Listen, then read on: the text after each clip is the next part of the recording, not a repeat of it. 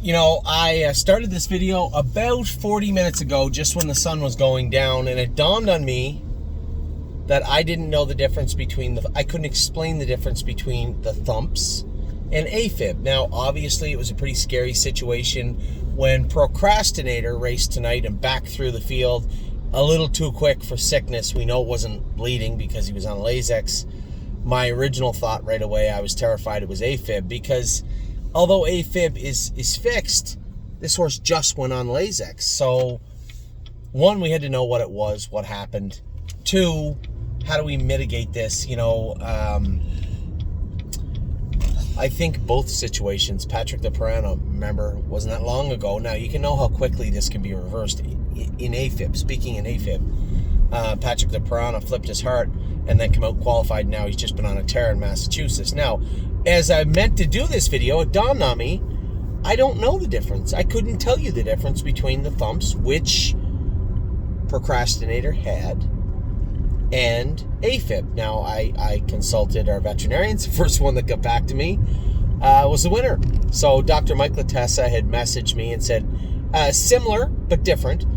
AFib is when the cardiac muscles spasm. Pretty serious thing, but as he said, it can be mitigated, and it doesn't necessarily mean that it will come back again. Now, the thumps are when the diaphragm spasms. Now, first time Lasix, we trained him Monday. First time on Lasix, we raced him Friday on a hot day, 2.5 hours in a truck ride down to Scioto Downs. He's a hot horse to begin with and can get washed out. All of these lead to what we saw today, the thumps. Now, great question I had right away was, does this mean he shouldn't be on Lasix? And he said, well, I wouldn't jump to conclusions just yet. Both cases are more than likely an electrolyte imbalance. In both cases, both horses received Lasix twice in the week they raced. That's very telling. What needs to happen is go easy, get his blood taken to make sure he's okay. It wasn't a major case, but at the same token, that's what happened to Procrastinator tonight. So, get him home, run some fluids into him, take his blood, put him on potassium for a week, and race him right back. This shouldn't be a problem, especially since his next race is more than likely to be in a maiden at Northfield Park on his home turf. Very low stress, no shipping involved. There shouldn't be a problem. Obviously frustrating to no end that it happened tonight. He looked great when he cleared over to the front. I'm like, man, this horse looks good. We had taken the flip-flops off him and put full swedges on him. I thought the horse was looking at a mile that it ended up going in, only he wasn't a part of it.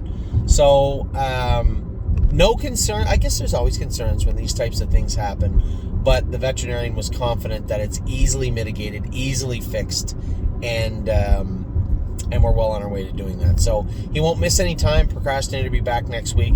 Scary situation, but nonetheless, I guess of all the things that could have went wrong today, that was one of the most favorable ones. I didn't want to hear AFib. I didn't want to hear he bled. I didn't want to hear that he was full of mucus. I didn't want to hear that he tied up or that he got injured. You get the thumps. We can fix that.